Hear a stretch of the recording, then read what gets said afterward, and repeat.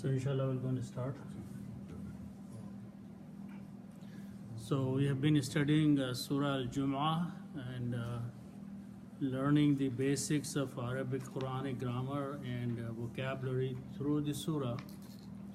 So inshallah we'll do two more ayats today.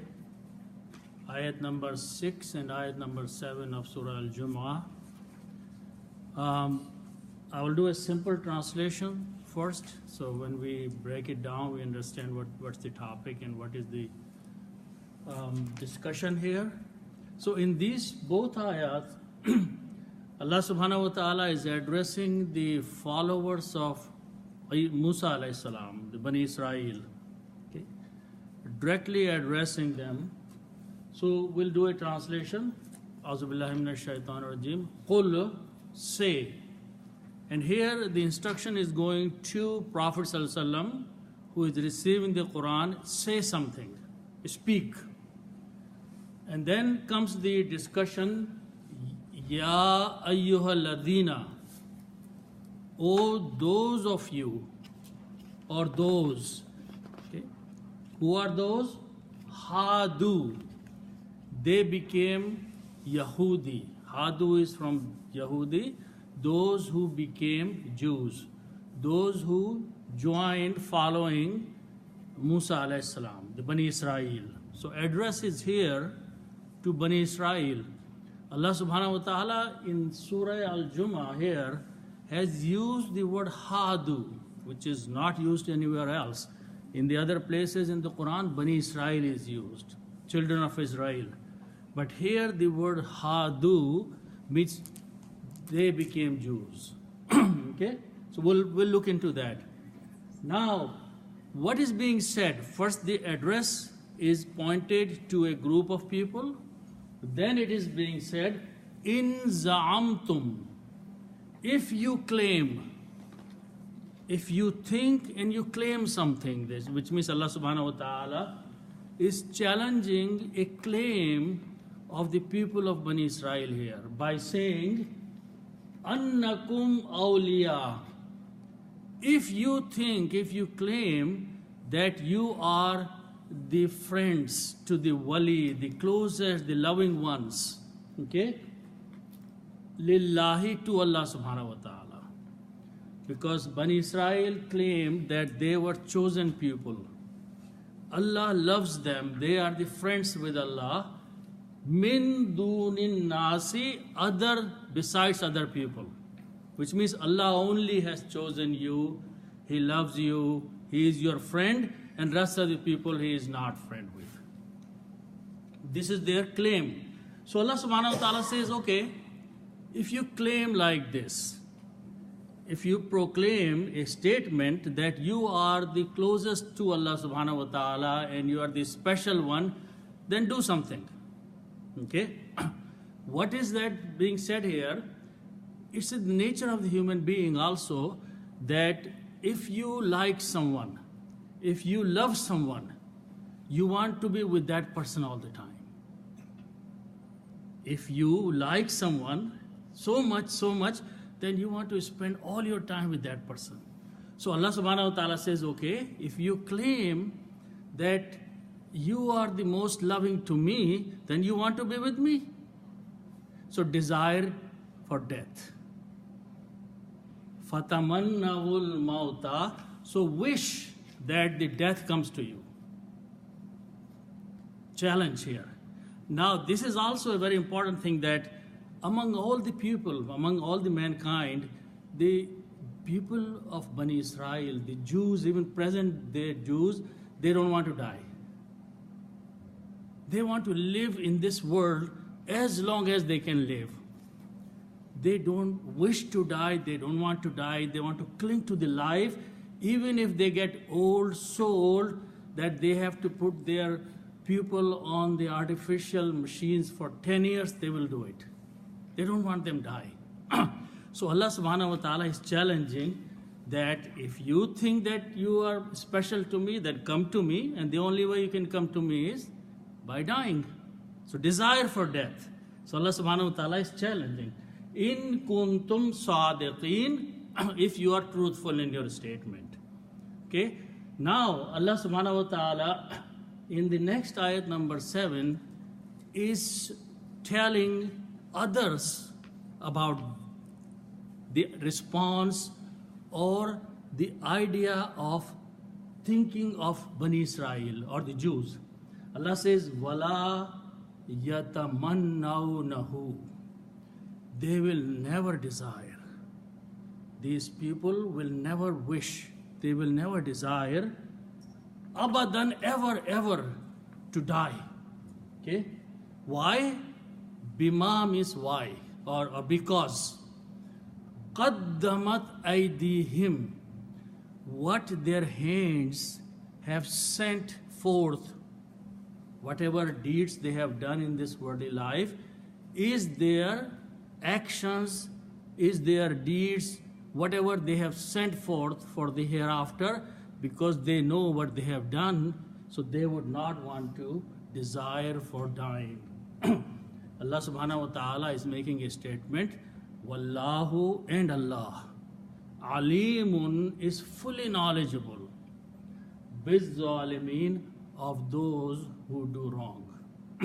So these two ayats are pointing towards them. So we will learn a lot of words which come in the Quran. And if you comprehend, you understand, it will be easy to understand the Quran. The word qul, it comes a lot of places. Qul huwallahu ahad, qul a'udhu birabbin nas. Okay?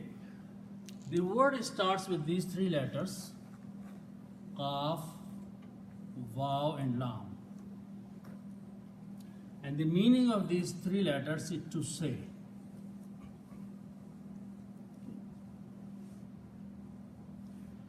And the word which is created by these three letters, and at this time I'm not going to go into full breakdown, but the word which you combine these two, and there is some other thing happens, and pronoun says qul. This is a command. This is an instruction. This is an order. This is an amr. So this word is called command or amr. And the meaning of this word is say or speak. Okay, so if you are issuing a command to someone, if you are telling someone to do something, that is called amr. That's called command. Now, command covers an order as a request also. If you are using the word towards Allah subhanahu wa ta'ala, and you will say, or qul, for example, you're not ordering Allah, you are requesting Allah.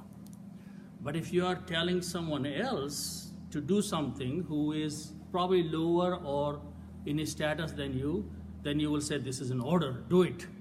Okay? But the word qul here is an order from Allah subhanahu wa ta'ala to Prophet sallallahu alaihi wasallam. Prophet sallallahu alaihi wasallam is receiving the Quran. Allah subhanahu wa ta'ala is ordering him, is commanding him. And what is being commanded? Say. Okay? And Prophet sallallahu alaihi wasallam will say something because Allah subhanahu wa ta'ala is going to teach him what to say. This qul doesn't mean that say, O Prophet, whatever you want to say. It doesn't mean that. Here it is being said that in the next few words, Allah subhanahu wa ta'ala is going to instruct something to Prophet.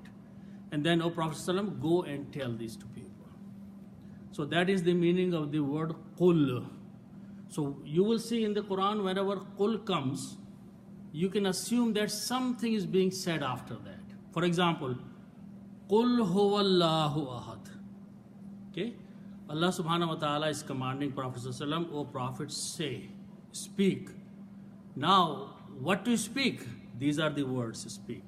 Huwallah, He is the Allah. Ahad, He is the one. So what is being said also comes from Allah subhanahu wa ta'ala. So in the Quran, when the sentences start in this format, and you have to see, or you have to figure out who is the speaker, who is the receiver, and then translate accordingly. So, qul, say, O Prophet, speak. Okay? Now let's look at the other words after that. These two words also come in the Quran a lot. Ya with a fatah. It means O. And then you will also see ayyuha. Ayyuha. Okay. And also, on this also, before this one, ya also come. And this also means O. What is O? O is a calling word. When you say, oh my son, okay? So this O in English is a word or a letter used to draw the attention and call someone, okay? So that is the meaning of English letter O when we use in a sentence, okay? In the Quran, this O is used two different ways. Sometimes it comes only Ya. Sometimes Ya comes with ayyuha, two words together. Meaning is same, but usage is different. Okay, and I'll explain to you. And you will see in the Quran a lot, okay? Ya ayyuhan nas, qul a'udhu birabbin nas, in the end. Ya ayyuhan nas, okay? Ya ayyuhal lazina. But then, so ayyuha is there, okay? But then you will also say, Ya ibadi, O my servants. Allah subhanahu wa ta'ala is addressing people saying, Ya ibadi, O my servants. Okay? There only Ya is used. Okay? So what's the difference? The difference is that if after the Ya there is no Al, and here after the Ya is Al. If the next word has Al, then you use Ya ayyuha. If the next word doesn't have Al, then you use Ya. For example, name of the surah, Ya ayyuhal muzammil, Al muzammil. So Al is there. So use Ya ayyuha. Okay. Then another surah starts with Ya ayyuhal muddassir, Al muddassir. So Al is there. Ya ayyuhal lazina, Al lazina. This here, right here. Al is there. Alif lam. So when the next word starts with the word alif lam al, then when you address, then you use the word Ya ayyuha. If al was not there, only ladina was there, for example, then you will use the word Ya. So that is the difference in the usage. And you will see all over the Quran, when you're reading the Quran, somewhere you will see the word Ya ayyuha, somewhere you will see Ya only. Okay? Both have the same meaning, but you always will notice that whenever this full word comes, then there is a next word starts with Al. Okay, so that is the meaning. So here, is it also if there's a noun? Like you will say only Ya, if there's a noun? Yeah. It's Al has to be there.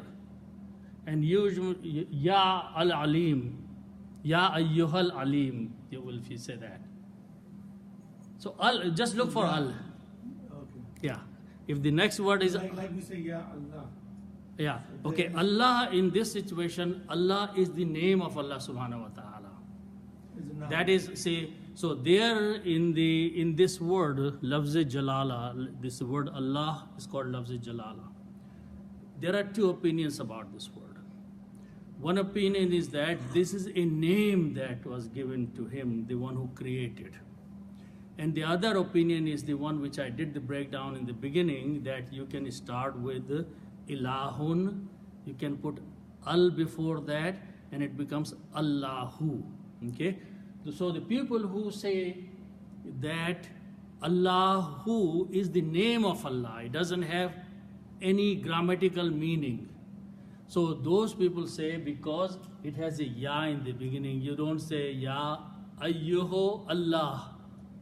Okay, even though al is there, but in that there's complete exception of that. Okay, so when you use the word Allahu, you say ya Allahu. You don't say ya ayyuha. But if you say it's about some name, for example, you have a person or you have a friend, or you say ya Rasul, for example, then you don't use ayyuha there. Okay, so that is the distinction. And when you're reading the Quran, try to identify these, and it'll become very clear to you the formation of the words of the Quran. Okay, so that is a difference between ya and ya ayyuha. Okay, now next word I'm going to do, it starts with lazi. Lazi means he or it. The word lazi, it means some third person, he or it. Okay, and there is a, so this is a masculine word. There is a feminine word which is lati. Lati means she, and it also depends on it. Okay, so that's the distinction between a masculine third person and a feminine third person.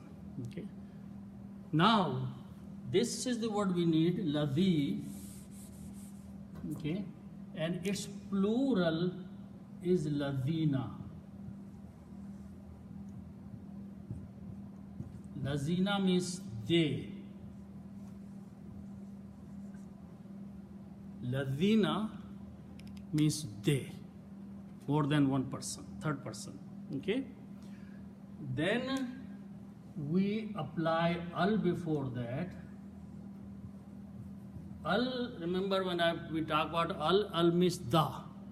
Okay, so here you can put the, but in English it will remain they, because you're talking about some special group of people, so the is hidden there. Okay, so the word al-lazina comes a lot in the Quran. You will see a lot of place al-lazina. Al-lazina means Allah subhanahu wa ta'ala is talking about some people, those people. Third person, those people. Okay, so you will see a lot. Okay, in this case you can see that ayyuha is there, so al-lazina is coming. Also, you will notice in the Quran, these are the basic words, they come a lot. Also, notice one thing, that Allah subhanahu wa ta'ala is saying they or those people. Okay? But even if you're talking and you're pointing to some people, those people, then the next question, okay, what are those people? Who are those people? So always after al-ladina, there will be definition of the people. Always in the Quran, whenever you see the word alladhina, Allah subhanahu wa ta'ala is talking about some people, He will define those people. Okay? So let's look what is coming here. In this ayat,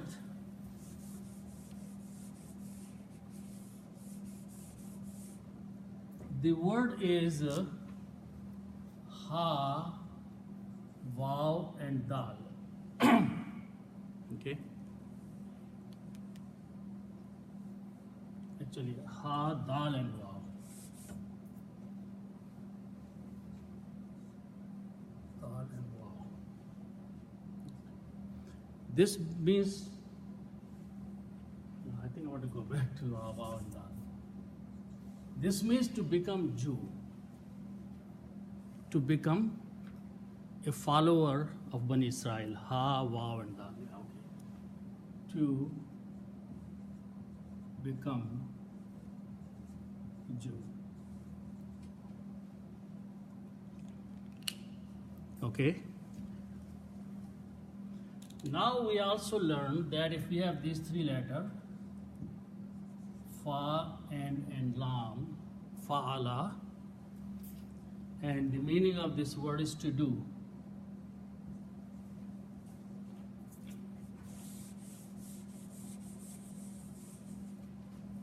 Okay. So now, in the basic grammar that we have been learning, if I put 3 fathahs on each of these, so this will become fa'ala. Fa'ala. What is the meaning of this? Third person past tense. So the meaning is as he did. Okay. When you put 3 fathahs, the rule of the grammar, the simple rule is that it becomes the third person and the past tense. So if I apply this rule here, okay, so this will become ha, waw and dal with 3 fathahs. Okay. So the meaning will be third person past tense. So meaning will be he became Jew.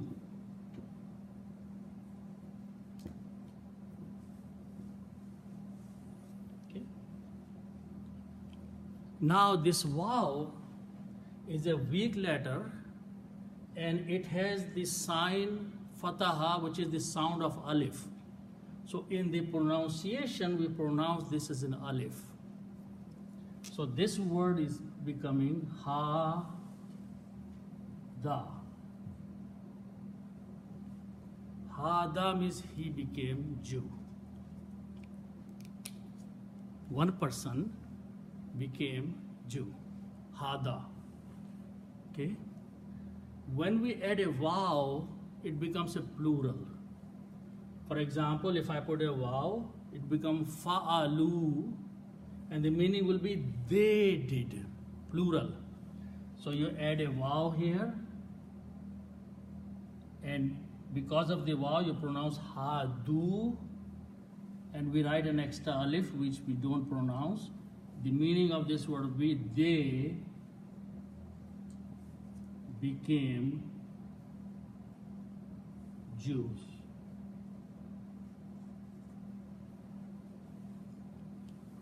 Okay. Now we will translate in English.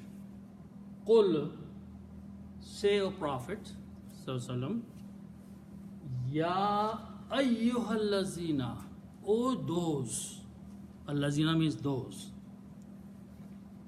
hadu, they became Jews.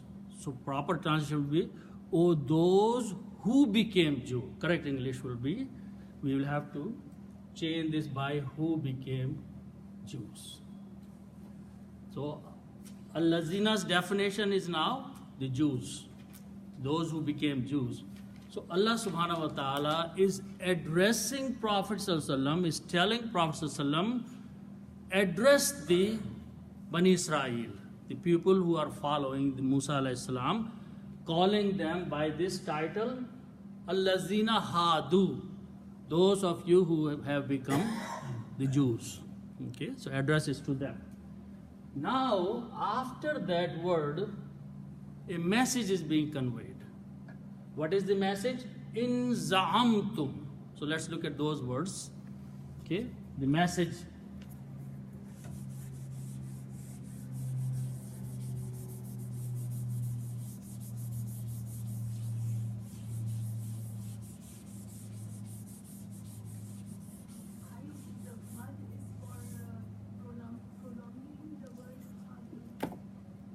Okay, so this is another thing I want to point out, that when you have alif, waw and ya, these 3 letters, these are called weak letters, huruf-e-illat. After these 3 letters, if you have a hamza, okay, the effect of this hamza is that you pronounce any of these before with a long mad.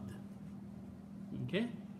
So now notice here, this alif with a little circle is not to be read. The actual letter after that is this hamza here, which is like this hamza. Before that is the letter waw, active letter. This waw will be pronounced with a mad because of this hamza. If in was not there, then you will just pronounce hadu. But if in is there, so you will pronounce hadu, prolonging the sound of wow. Okay, and that's the reason there. A mad is written there on wow. That is for the helping tajweed, the recitation. Okay, because of this rule here.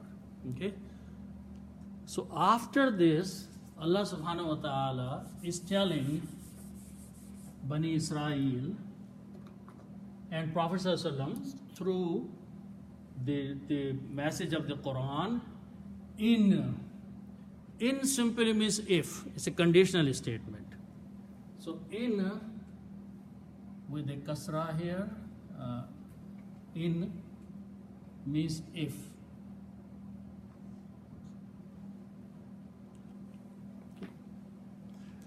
Then let's look another rule, that if we have again these three letters fa, ain and lam, fa'ala, to do, and this time if we take these three letters and put two letters tum after that, fa'altum, and that's in the book here, in the notes here. Fa'altum, this brings the meaning, this is to do here, and tum means to bring of you, and plural and past tense. So fa'altum means you did. So when you are making the rule of the grammar, if you put a tum at the end of the three letters, it means you plural and the past tense. So fa'altum, okay, means you, all of you did something. Okay. So now we will take these three letters, za, ain and mim. These three letters. Okay. The meaning of these three letters is to claim.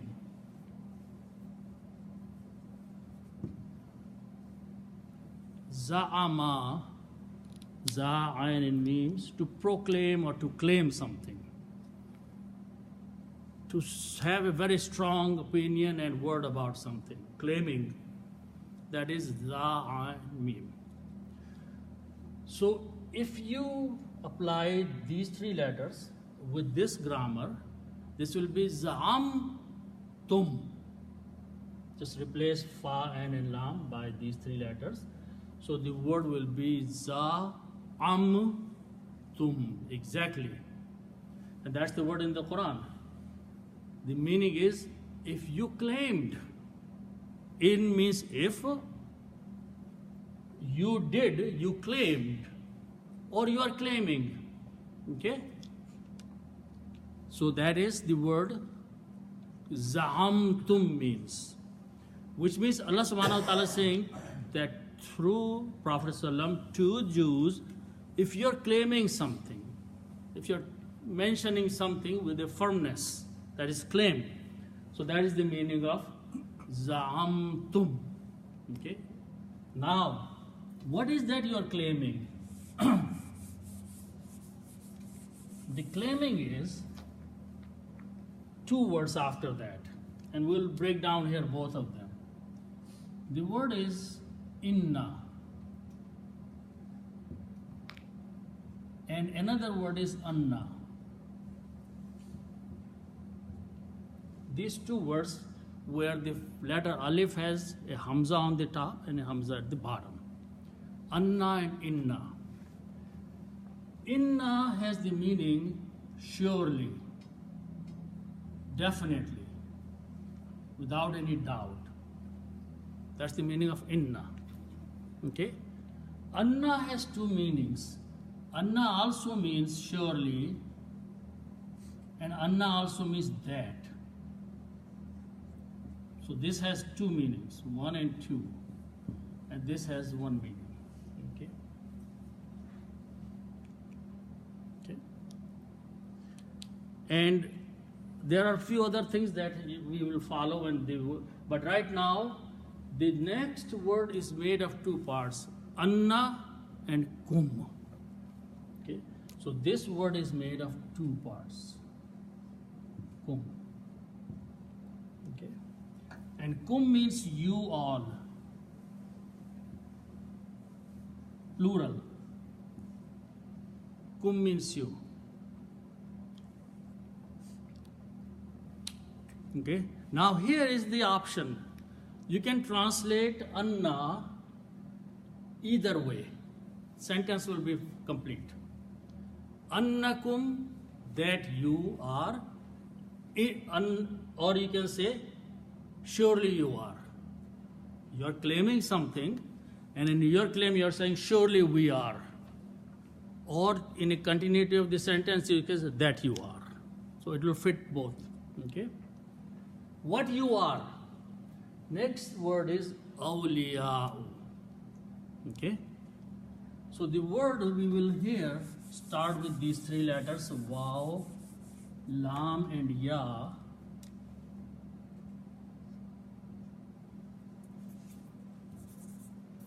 Waw, lam and ya. And waliyun is the letter. The word, this waliyun means a friend and protector, and there are many meanings of that word, wali. Okay, that is, but the root word is waliyun. When you stop, you say wali. Okay, and its plural here we will just take right now, awliya'u.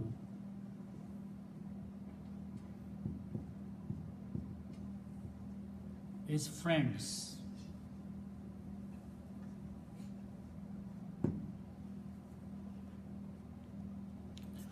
Friend is a very close friend, a protecting friend or a loving friend and a chosen friend. All those meanings can fit here. But the word awliya is commonly used for those who guard, who protect, or who help, and friends, all those things. Okay? Now, one more word, and then we will translate the three words together. The word is Allahu.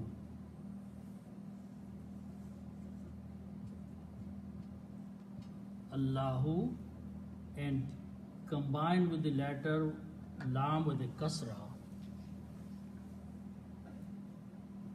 And lam here can be to or of, and there are many ways you can translate based on the English. Okay, and when you combine these two, lam is a harf jar. Harf jar changes this last letter to a kasra, and when you pronounce, you combine lam with the other lam. Don't pronounce alif in between. Lillahi. Lillahi means to Allah or for Allah, or of Allah, based on the sentence. So now you translate it.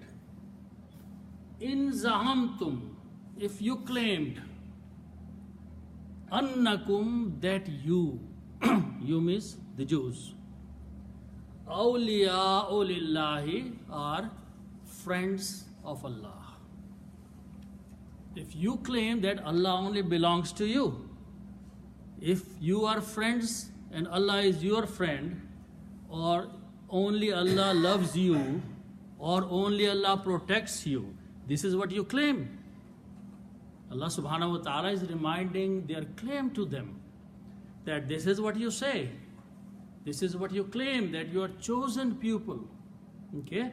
If that is true, in zamtum, if you are claiming that statement, that you are friends of Allah, awliya'u lillahi, not only that, but you are adding something else, which is min duni nas. So let's understand that word.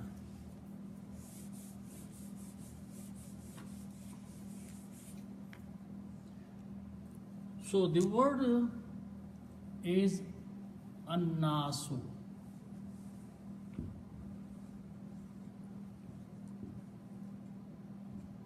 An-nasu means the people.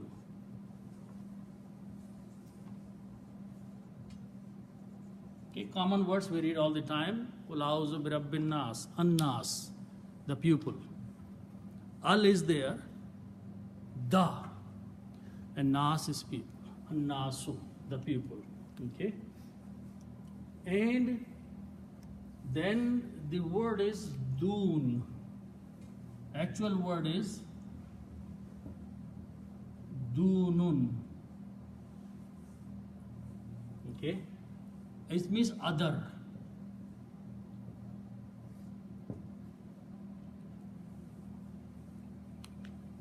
One meaning will take dunun means other.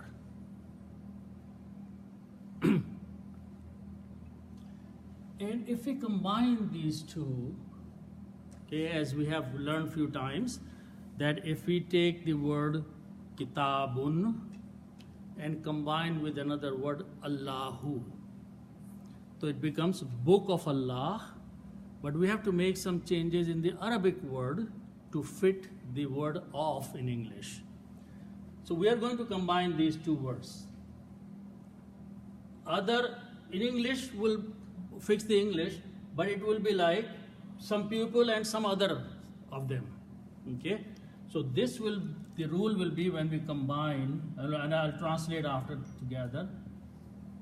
Do nu changes to one dhamma, becomes dunu, and annasu becomes annasi.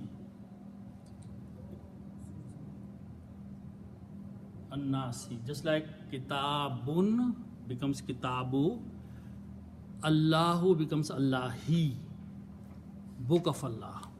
Combining two words, the first word loses one dhamma, the second word changes dhamma to a kasra. So it becomes du nun nasi. Okay, I'll translate one more word after that, before that. If I put the word min,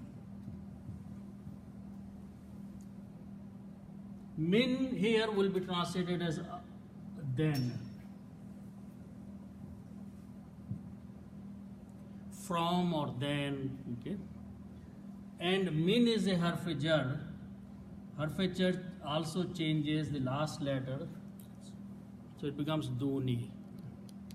Okay, min dunin nas, other than the pupil. When we say, I have everything, which means other people don't have it. Okay, that is other than. You are the friends to Allah, leaving all the people aside. All other mankind is not friend, or Allah is not friend to them, or they are not friend with Allah. Exclusive to yourself. Okay, only you accept no other person. That's the meaning of min dunin nas, other than other people. Other people are not included in that. Okay, so that is the formation. In the Quran you will see min dunillah or min dunin nas, other than whatever the person is after that. So you claim that you are the friend, except you are the only, and there is no one else who is close to Allah or friend to Allah, or Allah is friend to them. You have any question? Yeah, maybe it's a little side topic here, but annas, it is a shadda. So what's the rule of shadda here? It's what's the root of annas? Okay, so the root letters is alif, noon, and sin. Okay, and the word insan is created from the same root. Okay, nasun is a plural. Nasun means pupil. Okay, nasun. In the plural of insan is nasun or insun. Inso jinn, you probably would have heard this word. Man and jinn, inso jinn, right? So these are the root letters. Insun, one man. Nasun, plural. Then you put al before that. Okay. So it becomes al makes to the mas to one, right? First thing. The pupil. Okay. And when you pronounce noon is a letter that kills the sound of lam. Shamsi letter. So it becomes an-nasu. Yes. Also the word Insan. What's that? Insan also means man. Actually, insan means mankind. Just like you say man and mankind. So insan is generally is mankind. Okay. So the word al and naso should be pronounced an-nasu. Sound of lam goes away. Okay. So that's the meaning an-nasu. So if you are loving, friendly, and protecting, Allah is your friend, other than rest of the people, then Allah says, فَتَمَنَّوُ الْمَوْتِ. Do something. Let's look at that one.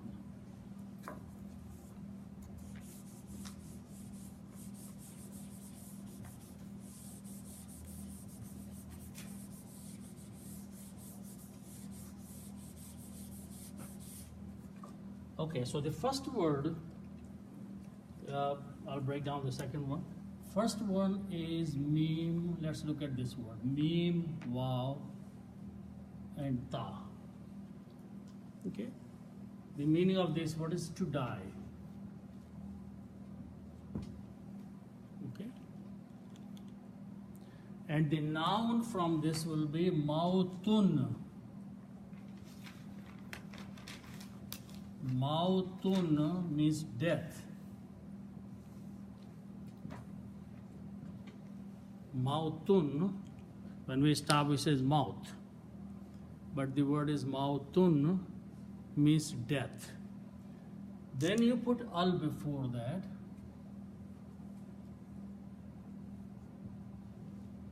And this becomes the. And al removes one dhamma, so it becomes al-mautu, the death. Okay, that's one word. Okay. Now, let's look at the next word. We will start with these three letters: mim, noon, and ya. These three letters. Three letters. So I'm going to go a little further. I gave you a sheet that has in the notes a thing called bobs. And there are 10 ways of making bigger words. And all of them are listed there. Okay. We have been reviewing some, but I want to list 3 or 4. They come a lot in the Quran. Okay. So before I do this, let's do a little exercise because we need to understand how bigger words are created. Okay. So the simplest number 1 is you just take 3 letters, fa, and lam, fa'ala. Okay. Simple letter, fa'ala. Okay. 3 letters. Okay. So we make another group of letters where we just double up the middle letter.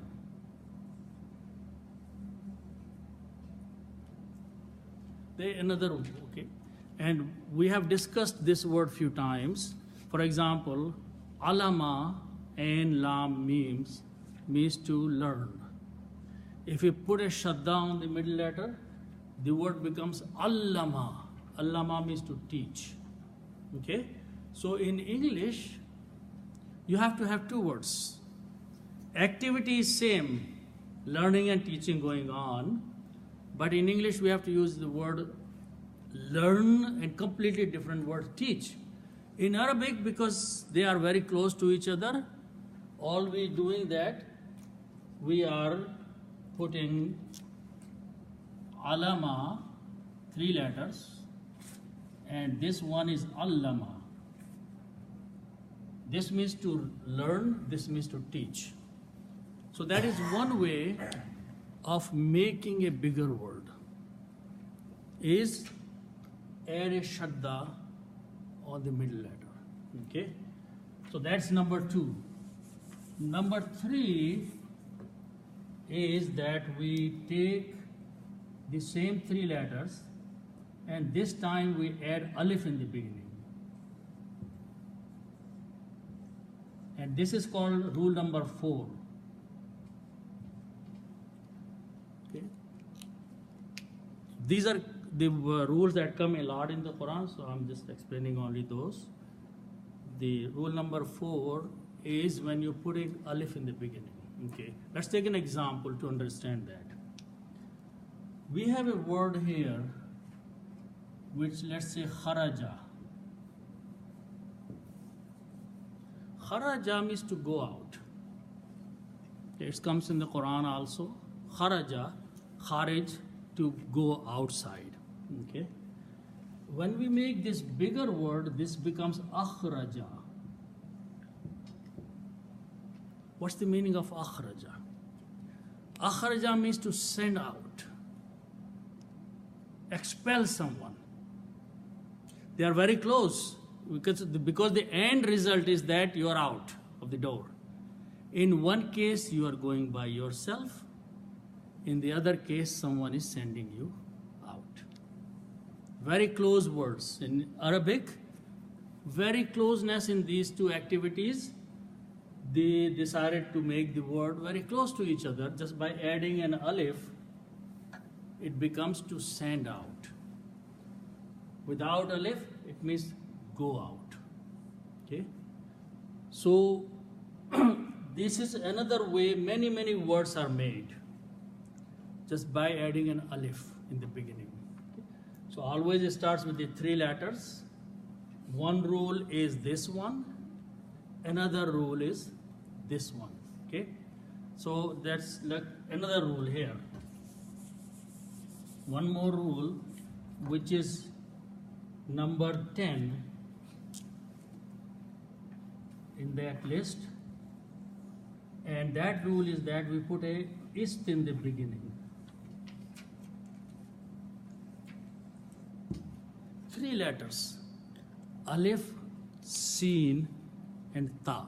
And the reason I'm pointing these, they come in the Quran and you know these. When I tell you, you will know that you know it. Okay? Look at this word, which you use all the time. These 3 letters, ghain, fa, and ra. Ghafara. Ghafara means to forgive. We say Allah is Ghafoor. Ghafara. So Ghafara means to forgive. If I put the ist in the beginning, istaghfara. What is the meaning of istaghfara? Istaghfara means asking forgiveness. Istighfar, you know both meanings, you know both words. Ghafara, Allah is Ghafoor Rahim, He forgives. But istaghfara is, you are asking for istighfar. So this word ist is bringing the meaning of seeking, asking. Okay? Activity is same. Ghafara is activity. In one case you are asking, in the other case he is giving. Okay? So this is another rule of making a bigger word. And in Quran, whenever you're reading the Quran, and if you see the word is starting with ist, you will see the difference in the meaning there. There are many words that start with ist in the Quran. Okay, and this is the best example because we already know this one. Are the sound and harkats always the same? Always they'll follow the rule is istaghfara, istaf'ala, okay, af'ala. They will follow exactly the sound fa'ala. Okay? Harakat sound will follow exactly. Okay? Unless in some cases if the 2 similar letters are next to each other, like ta and dal, then you can pronounce them as one letter, but that's a different rule of recitation. But yes, it will follow the grammar. Okay? 4 rules. One more rule I want to point out, because that also comes a lot in the Quran, and that is the rule that we are going to use here. Okay? And that is the rule number 8.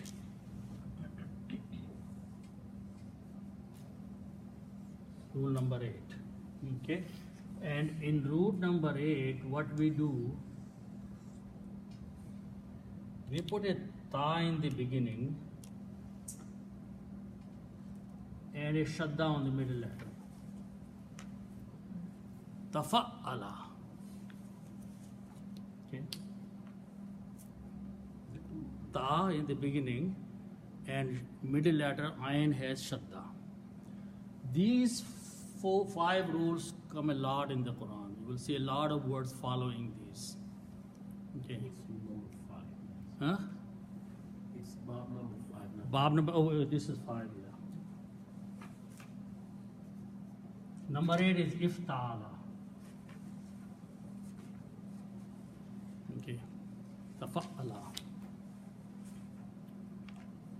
Okay, so let's understand this rule here, because this is what we need here, but I need to go over these formation of the bigger words which follow these patterns there. Okay, so here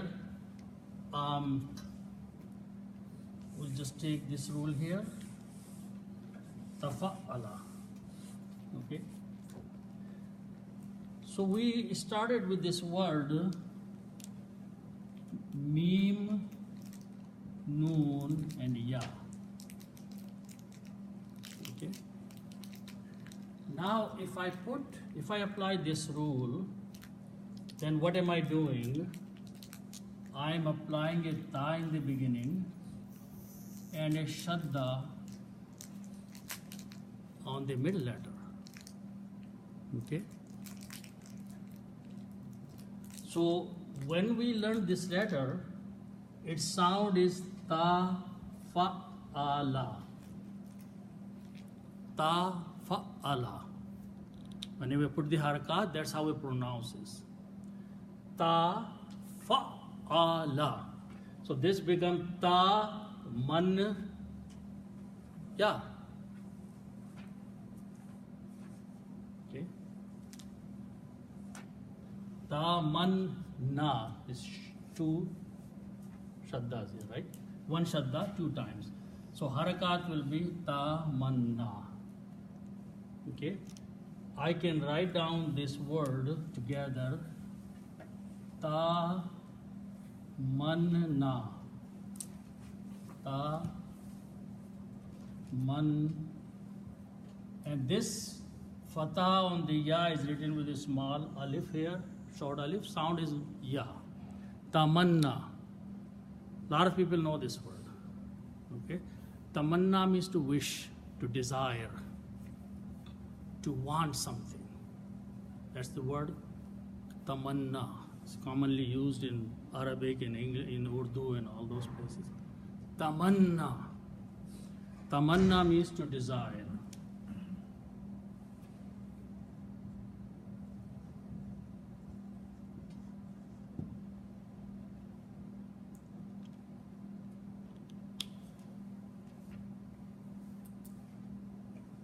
Okay. Now, this word has the meaning to desire.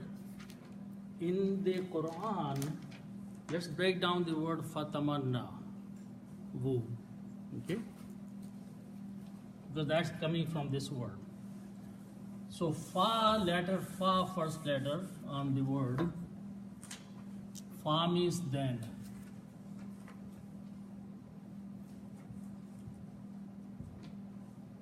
So take it out because that doesn't belong to us. Fatamanna. Okay.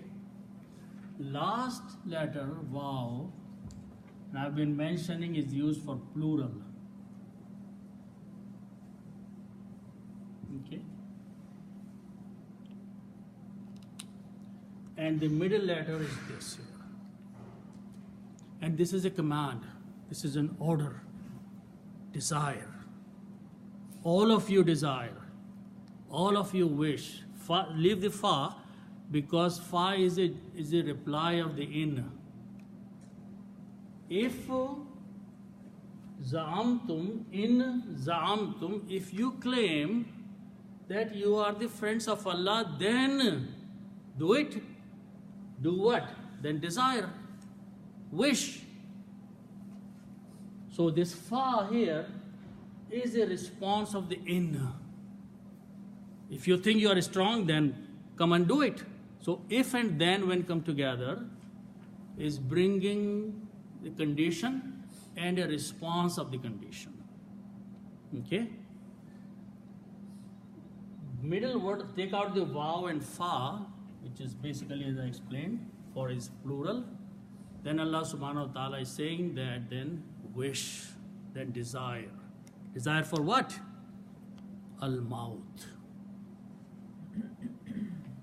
Wish for death. Say, oh Allah, give me death, so I can come and meet you. If you are so loving with Allah, then go and meet Him. It's okay, Allah, make me die today, tomorrow, so I can come and visit you. So you are claiming everybody else is outside.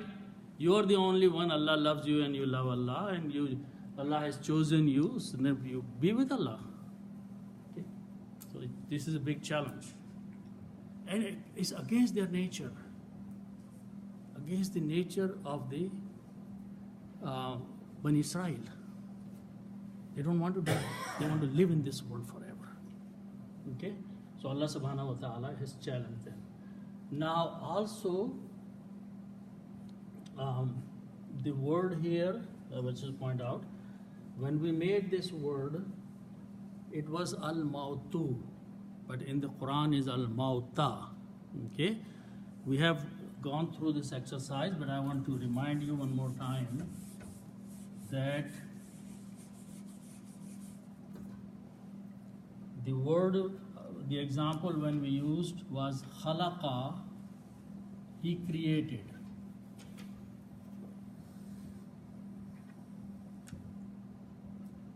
This is a word, he created, it's a verb, okay?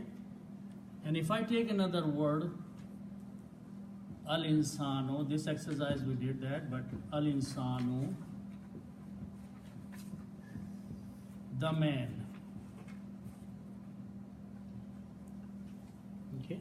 These are two separate words, but when we combine them, this is a verb, it's working on this man. Creation is being done on the man. So man is object. And in Arabic, when object comes, we change this to a fatha. Okay, that's a rule. Whenever you say a noun where it became fataha, that is the rule. That when same thing comes an object, something being worked on that thing, it is no more doer itself. It's no more subject. So for that purpose, we represent by fatah.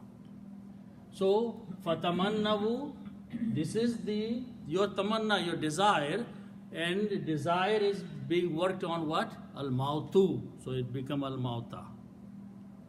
Okay? Now, again, the word in is coming. In means if. Okay? Now, the other word is kaf, vav, and noon. This means to be. Okay? And we learned just a word, fa'altum. Fa'a and tum. So when we put tum, it becomes you and the past tense. So it becomes you did. And it's a plural. This is the first word we learned here, zamtum. Okay. Tum brings the meaning of you all and the past tense. So you apply this rule on these three letters. Okay? So this will become kaf, waw, and noon, and tum. And if we keep the same harakat, kawantum. Okay, all we did that, replace fa and lam by these three letters. So sound will remain kawantum.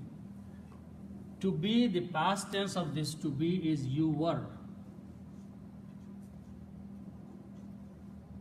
It's in English to be, it's past thing, past tense of the second person is you were. Okay, present is you are. Okay. Now in the pronouns, this is not easy to pronounce, so we adjust the sound of this word. And what we do, we drop the sound of wow here, but we keep its sound of dhamma. So what we do, we drop this wow and move the sound of the wow on the back letter. So it becomes kuntum. Comes a lot in the Quran, kuntum.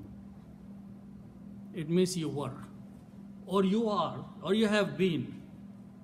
Okay? So desire, wish for the death if you have been sadiqeen. Sadiq is a truthful person, the one who is truthful. Sadiqoon is the plural. Okay? Okay, and it's coming as a, again, mafool of that, or the object of that. So sadiqoon will change sadiqeen. Meaning remains same. Sadiqeen are those people who speak the truth. So if you are speaking the truth, that you are the only ones Allah loves and He's friend with you, then your test is wish for the death. Okay? So Allah subhanahu wa ta'ala is challenging them through the Quran, okay, about this statement which they make. Okay? Then Allah subhanahu wa ta'ala in the next ayat, He Himself is answering the question, the fact. Okay? And what is it?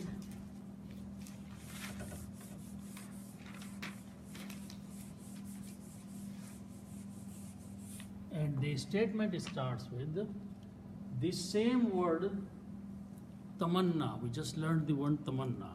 Okay? And how was it written? Ta-manna.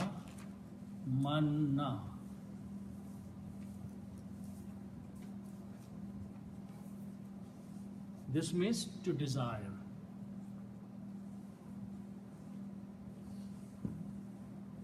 Tamanna. Okay. Now let's go back a little bit, like we have these three letters, fa'ala,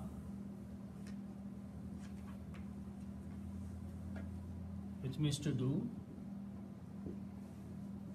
If we learn that if we put two letters, one ya in the beginning and noon at the end,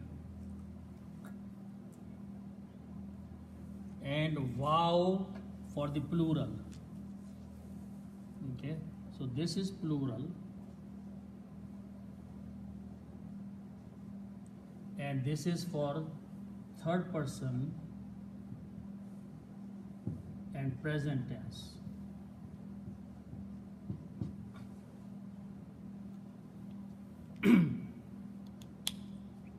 So this is the rule of the grammar. This is on your first sheet also, that you put a ya in the beginning, it becomes third person and present tense. And this wuna is for plural. Okay, and I mentioned that noon does something else, but for now wuna can assume is for the plural. So the word becomes yaf'aluna.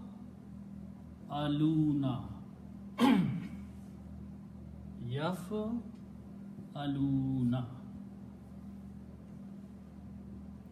Yaf'aluna means they do, or they are doing. Plural is they, present is are doing, or they do. So that's how you make the grammar of third person plural. You add a ya in the beginning, present tense, and una at the end. Yaf'aluna. Okay? Now, if I add the word la before that, la makes it negative.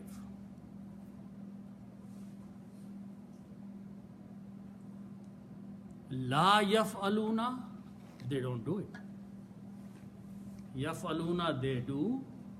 La yaf'aluna, they do not do.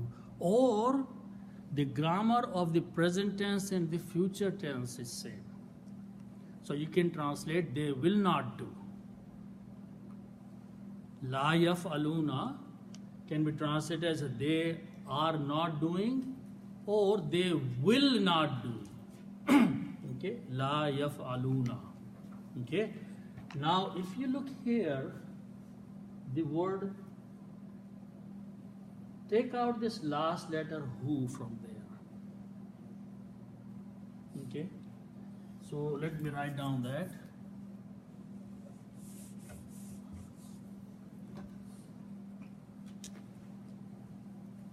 La ya una and who. Okay.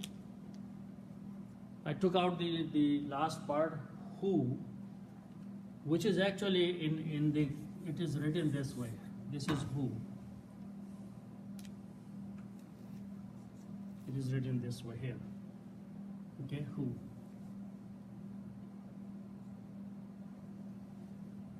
Okay. And this means it. This letter is separate, that's not part of the word. And it is pointing to death.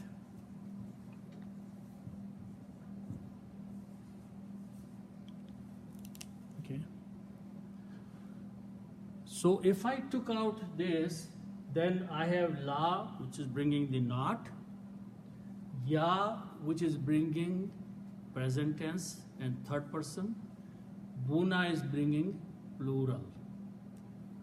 La yaf'aluna, they will not do. So in between, you put the word tamanna. Tamanna.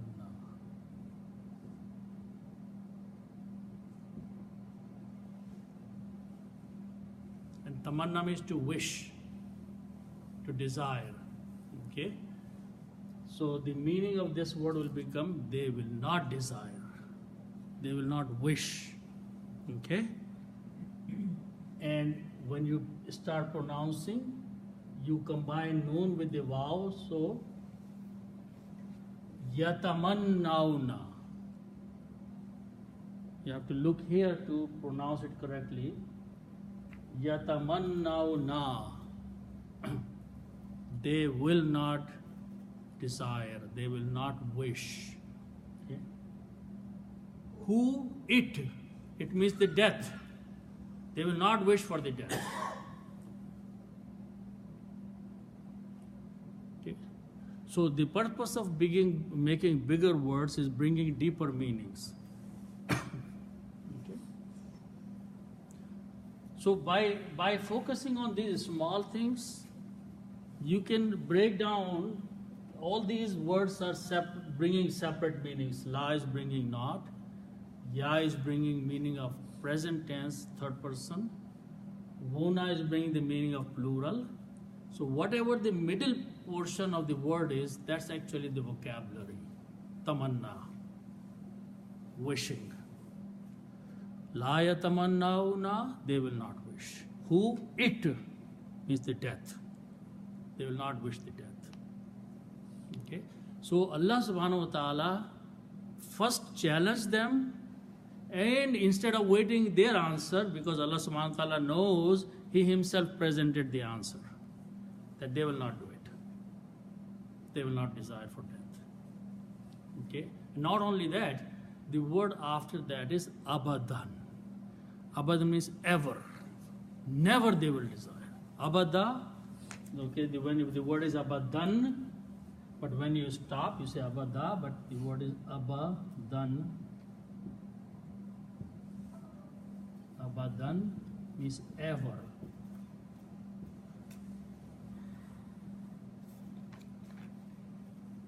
They will never desire. Abadan, they will not desire ever, which means they will never desire.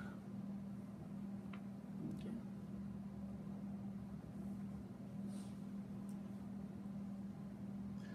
So Allah subhanahu wa ta'ala now is giving the reason why would they not desire. Okay. So the first word is bima. One meaning which is commonly is because. You can just, whenever you see bima, you can take the meaning because.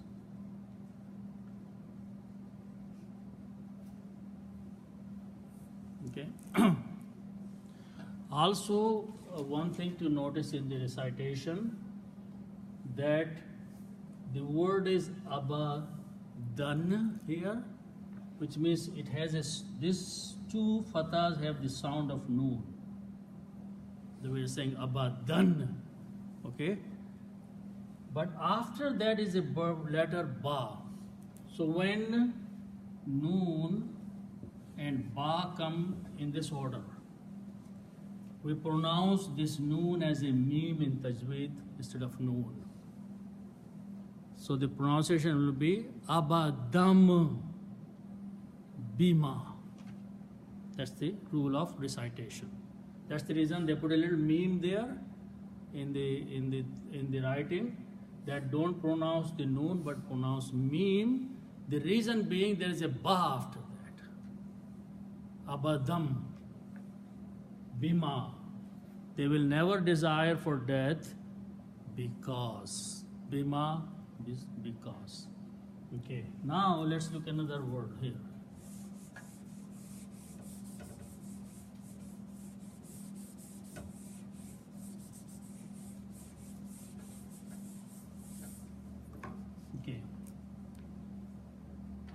These three letters, Qaf, Dal and Mim, Qadama. Qadama means to proceed. When you put a next step, it's Qadam. So you're moving forward. Qadama means to move forward.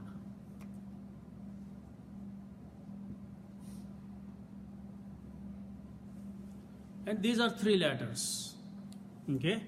So whenever we have three letters, they belong to the group number 1, fa'ala, on the table. Okay. We want to make a bigger letter at the rule number 2. And rule number 2 says that put a shadda on the middle letter.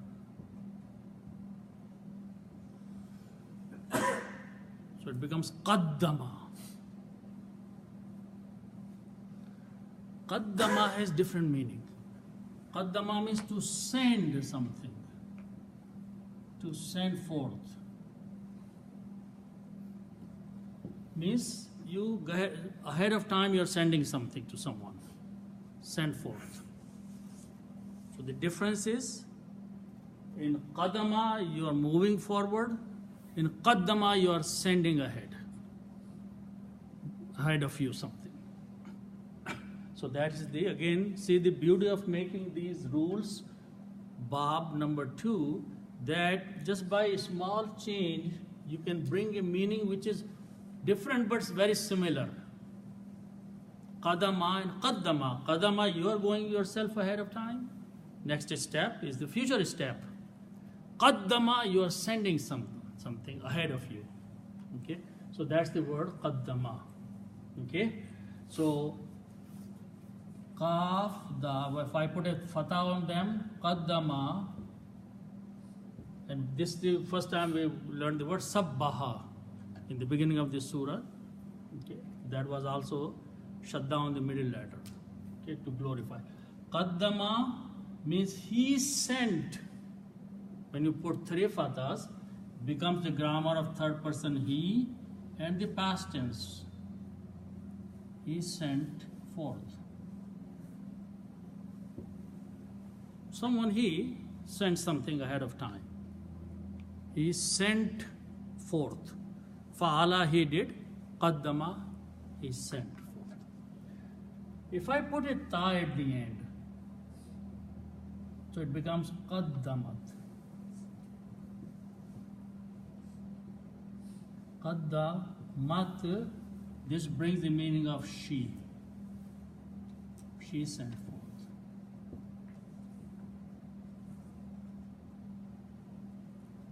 Ta at the end brings the meaning of feminine. That's the rule of the grammar. Fa'ala, he did. Fa'alat, she did. Qaddama, he sent. Qaddamat, she sent. Okay, now we'll see what the she is here, but this is the grammar. Okay? Now, the word is, next word is ya, da, ya, and yadun means hand. Yadun means hand.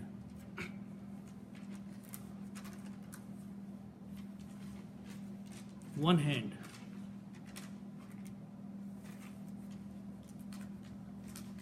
And its plural is aidun. Or I will just write down aidun. Hands.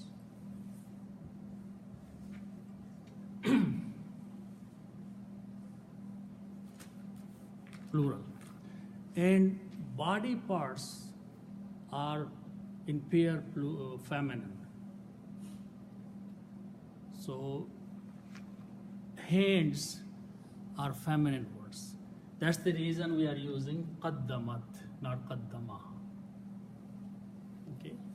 Every word, every noun is either masculine or feminine, but the hands, eyes, body parts usually in pair are feminine. Okay? Whom means them. So when we combine, it becomes their hands. Aydihim, their hands have sent forth whatever they have done in this worldly life, whatever they are doing. This is like sending of the doing of my hands. Okay? So Allah subhanahu wa ta'ala is saying that they will not desire because what their hands have sent for.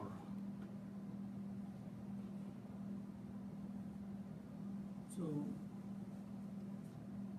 him versus whom? Yeah, I'll explain that to you. Okay, so this is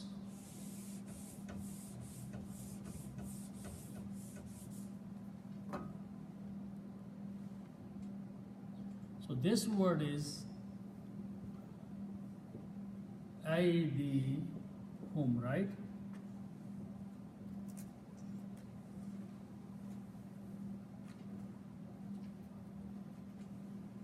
Hands and whom. Okay? So now what we want to do, this is hands, and this is another rule we have been learning, and this is they. Whom means they actually.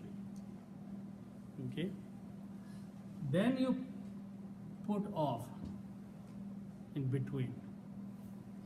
So you are combining two, like kitabun and Allahu. Okay? So combining the relationship between the two words. The rule is that we change this to one dhamma and we change this one to a kasra. But pronouns don't change. Pronouns remain whom. They change. So this word, if I write down together, will be written as a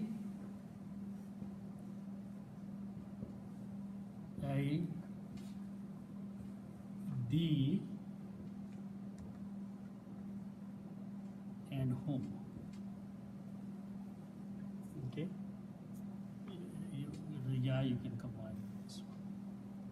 aydihum, their two hands. Two hands or hands of them. Or hands of they is their hands. Okay, we have to fix the English. Now comes the recitation. In the recitation, when you reach here, aidi, and this is the sound of kasra also.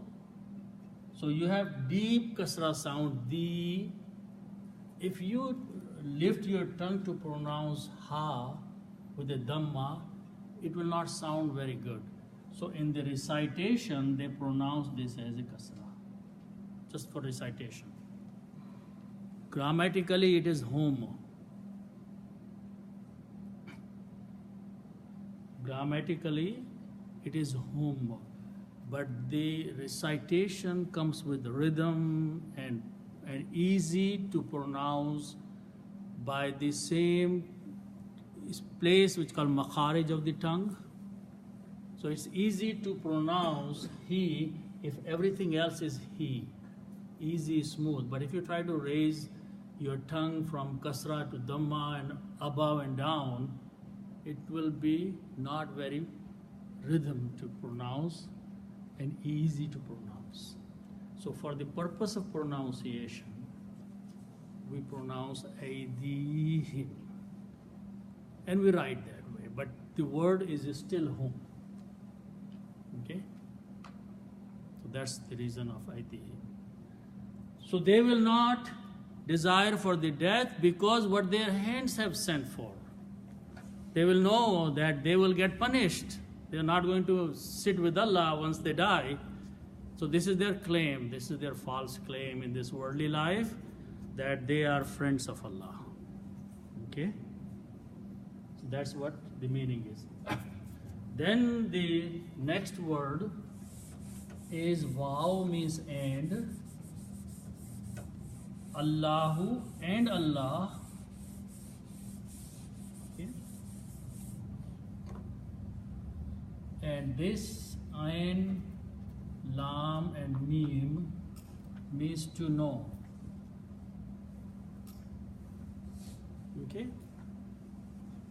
And we learned in the beginning also that this is some action, this activity, learning.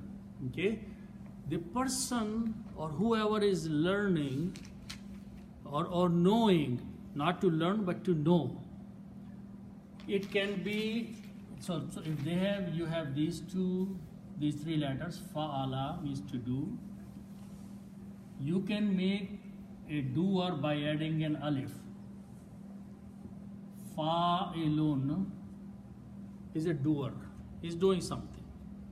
You can also make a doer by adding a ya. Fa'ilun. What's the difference between these two people? Fa'ilun is doing something, but fa'ilun is doing with a lot of intensity there. So this, when you make the word by putting a ya, it brings the intensity. Okay? So if the letters are these, you can make alimun and alimun.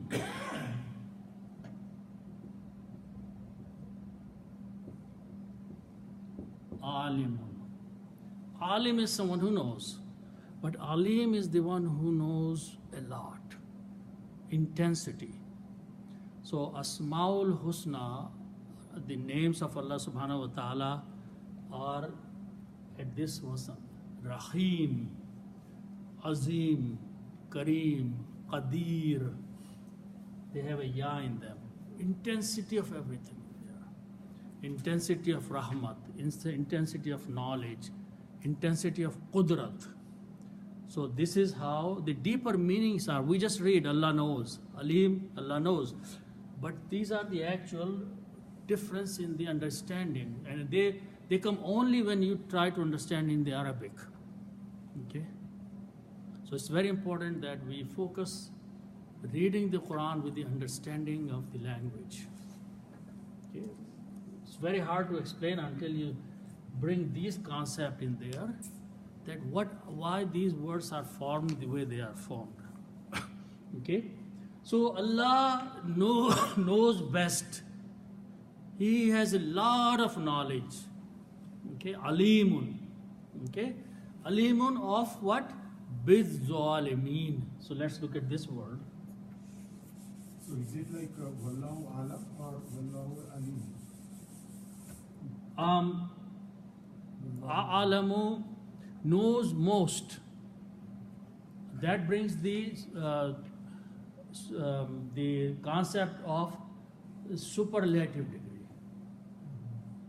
Hasan is good, Ahsan is better or best. Okay? So in Arabic, in English we say 3 degrees. Okay? So, comparative and superlative. Normal, then we go comparative. So in comparatively we compare with few. And then with superlative we compare with all. So in Arabic the word is Hasan means good. Ahsan is the only word. Now if you're comparing with 2, then he is better than 2. If you're comparing with all, he is better than all. Okay? So Ahsan, when you make the word at that wasn't A'lam, who knows A'lamu, he knows more. Ahsano, he does more good. So that is in terms of the comparative. But in terms of this Ya, he brings the intensity of the knowledge. Okay? So that's the superlative? A'lamu is superlative. He knows best. Allahu Akbar. You are saying Akbaru. Alif in the beginning is making it a superlative degree. The greatest. Okay? Without explaining, the word itself has the meaning the greatest.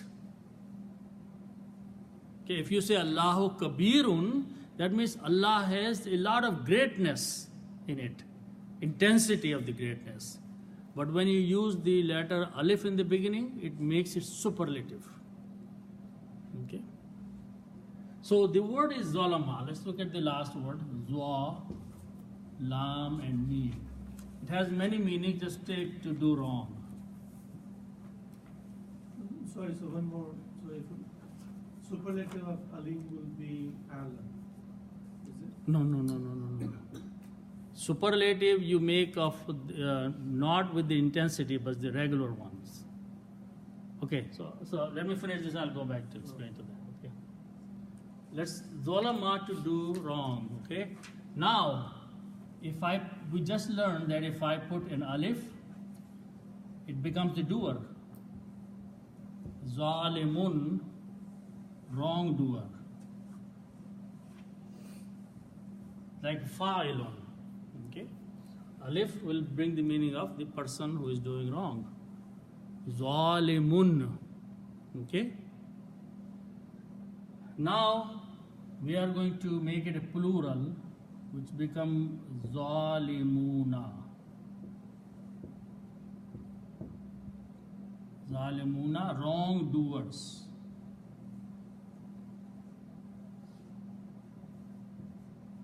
Like Muslimun, Muslimuna. Kafirun, Kafiruna. So we make plural this way. Okay?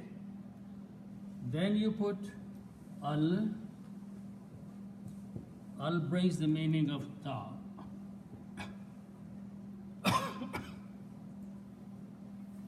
So here, al and zo.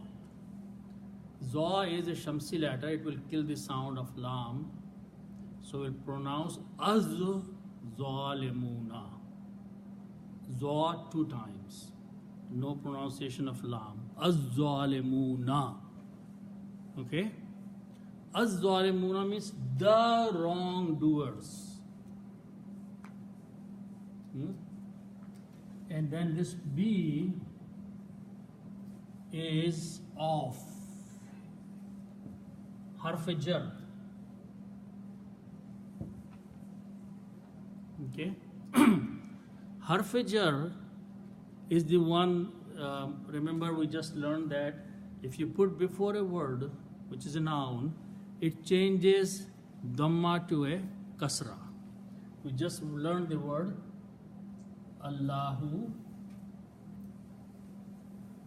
and we put lam with a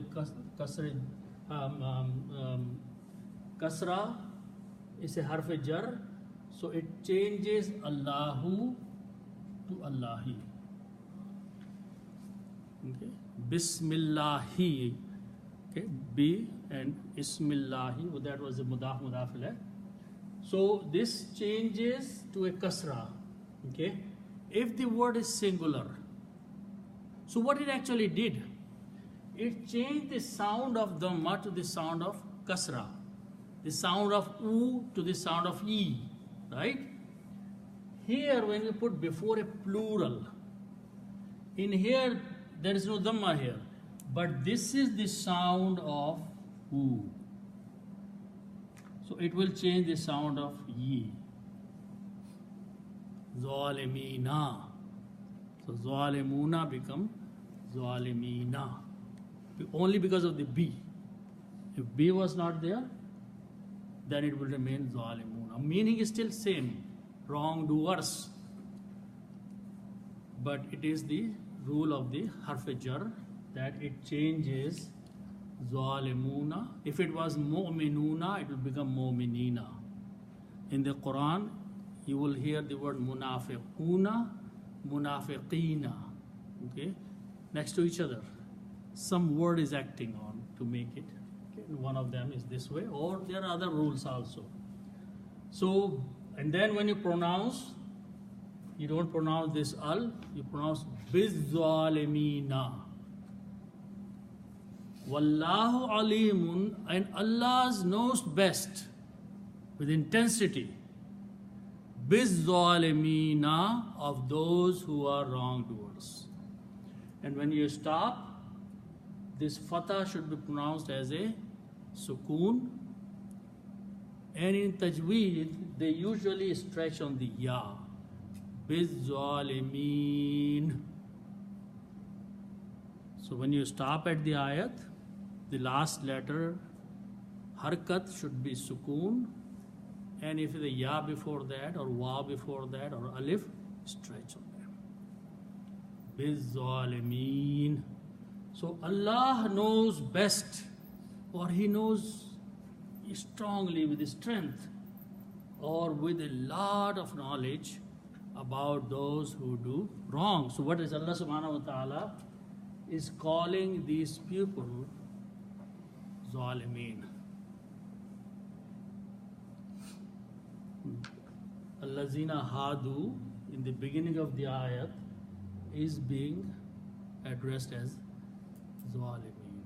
Allah knows best of those people who are the wrongdoers, not wrong, the wrongdoers. Okay. So inshallah we'll stop here.